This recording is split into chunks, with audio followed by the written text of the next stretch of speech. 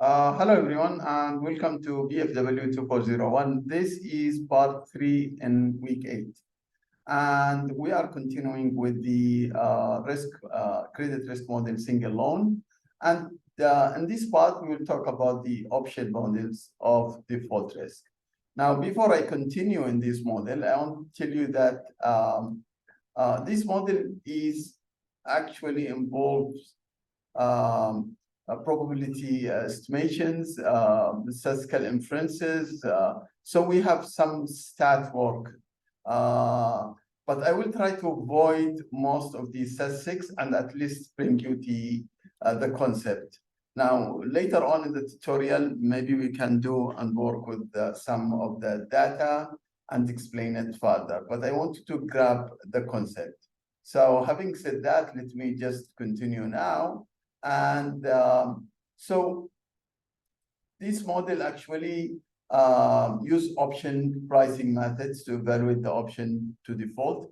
Now, when we talk about option pricing, we are coming to the options, and the options are what we call option and put option. The call option is giving you the right to buy, and put option give you the right to sell. Someone would wonder now and say, what does option has to do in this context? It has to do with the credit risk of single loan, because this is a type of a loan or a bond given invested in another company by the bank. Both are assets. And then if we are talking about a loan, companies are going to take a loan, and the collateral of that loan will be the equity. And therefore, the shareholders have the option, have the option to give up the company and the equities to the bank if the value of the company goes under the value of the loan. So this is why the options come to the prices. So it's actually it's like a put option. So this company has the option to sell in this case, and the equities to sell if the value of the value of the loan goes under if the value of the company or the equities become less than the value of the loan. So this is used by largest bank, and actually it's a very accurate model. It's better than even the models that's been followed by those high rating agencies like Moody's and S&P. And actually we call it KMV model, and it's really this is the corporation that is marketing this model. It has been developed by KMV. And this is why we call it KMV model or option model. Now, here is the concept. Now, the concept is we can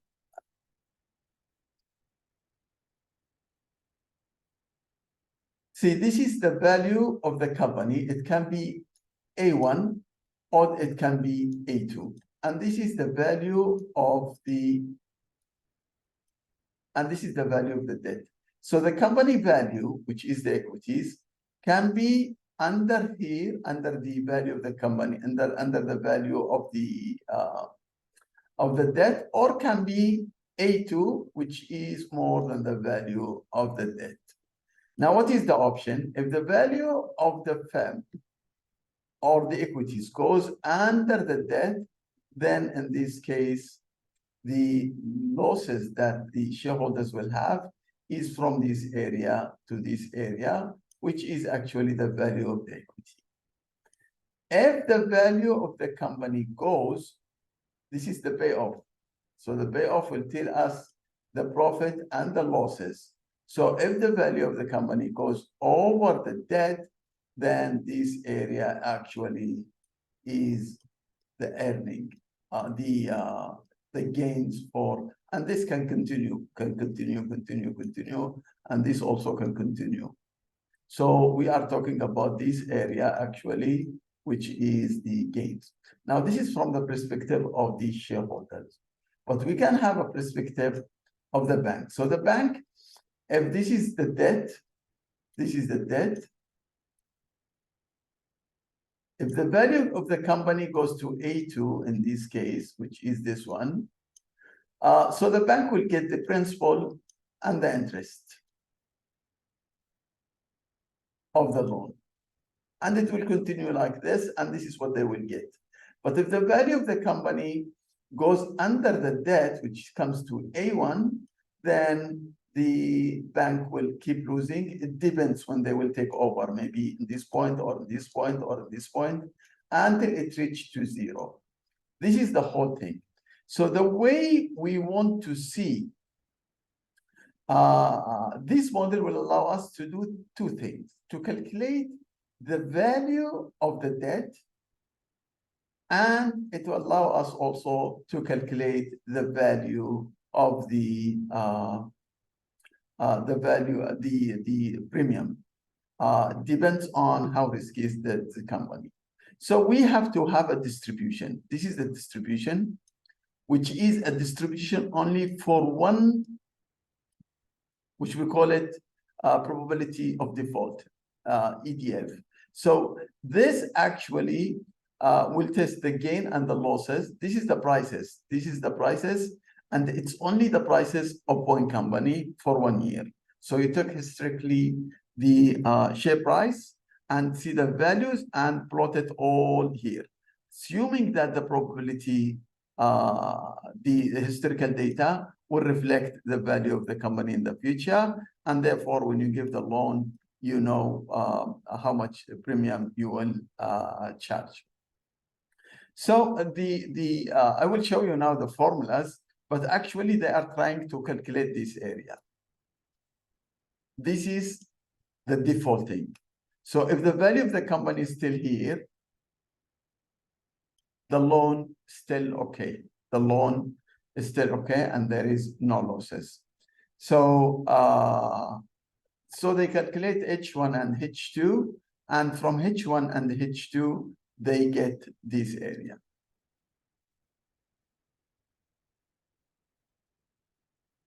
So this is how the formula works. So we have to calculate. I don't want you to worry a lot about the formula, but actually they calculate the premium, and they calculate the value of the loan. Now this is the value of the loan, and this is actually the premium. There's two formulas, and as you can see, NH1 and NH2B is just the value of the loan discounted for 1 year until time 0 using continuous discounting. This is the continuous discounting. As you see, it's exponential. And this is H2 and H1. And H2 and H1, which we calculated here and here, this one and this one, are actually values under the curve to find this area. So actually, if you look, this is minus, and this is plus. So it's actually two parts of the distribution. So this is the right side, and this is the left side. Okay. So now let me just give you an example.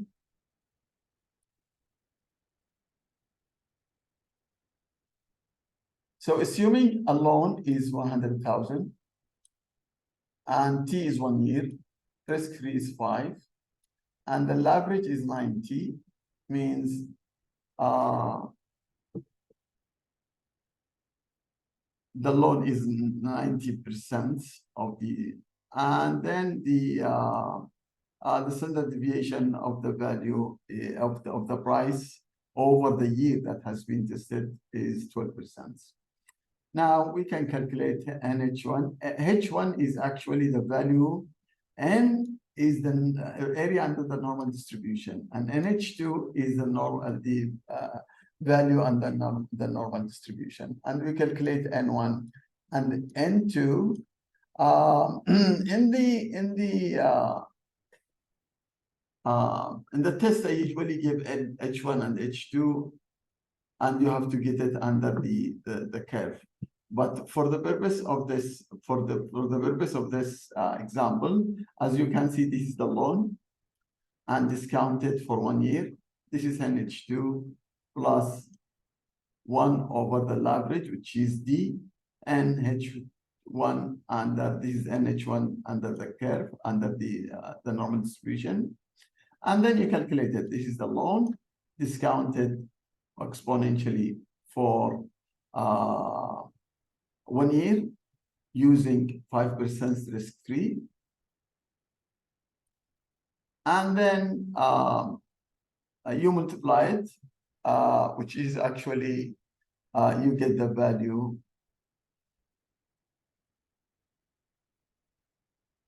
So this is actually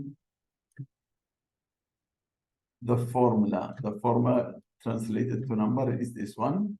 So we get the value of the loan, which is 93. 93 is actually already defaulting. If you come into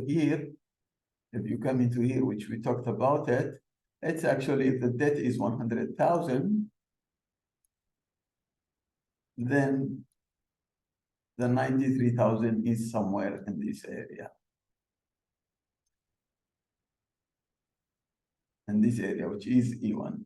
And therefore, this is a prediction of it. And therefore, in this case, you can calculate the premium. And when you calculate the premium, is actually coming back to this one, it's 1.33. This is the premium. This is all needed. Now, there is so much statistics included in H1, H2. There is, when you do it, actually, there is too much irritations.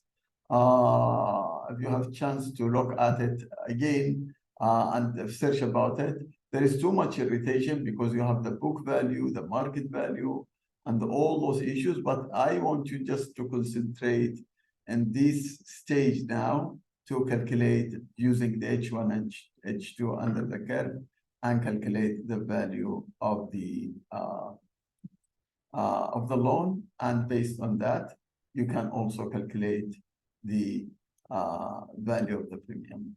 That's all about the option model. And the option model is actually, if you look, this is the option model. For example, here, if you look at the simulation by Moody's and Analytics, has shown EDF performed them. The score model.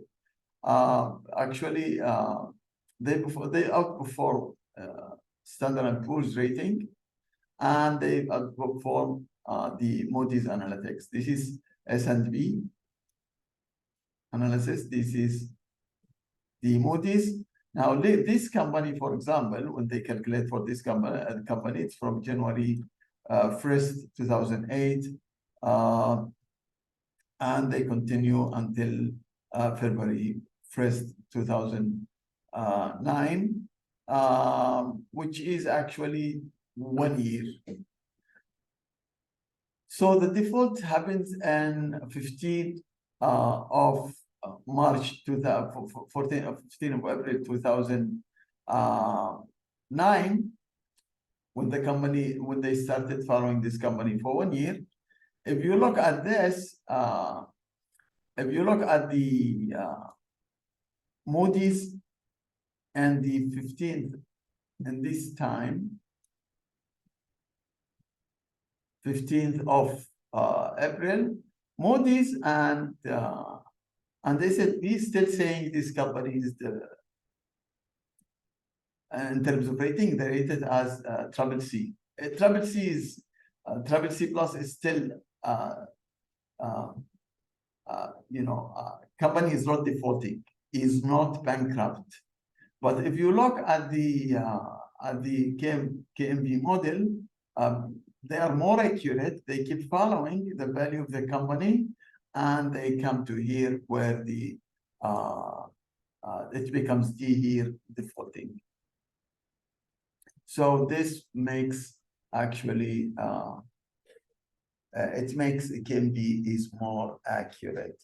Now, as I told you, too much calculations and Excel work, and because you have to bring the values through 1 year, the price in 1 year, and then you have to make so much iteration, then you have to match it with the book value of the company, 2 or 3 iterations until you find the standard deviation are the same. Too much work in this model, but all I need in this case is just to know how to calculate it and without going much further in this. I'm done for this part. Thank you very much. And I will stop here. Thank you. And I will see you in the second part. Bye-bye.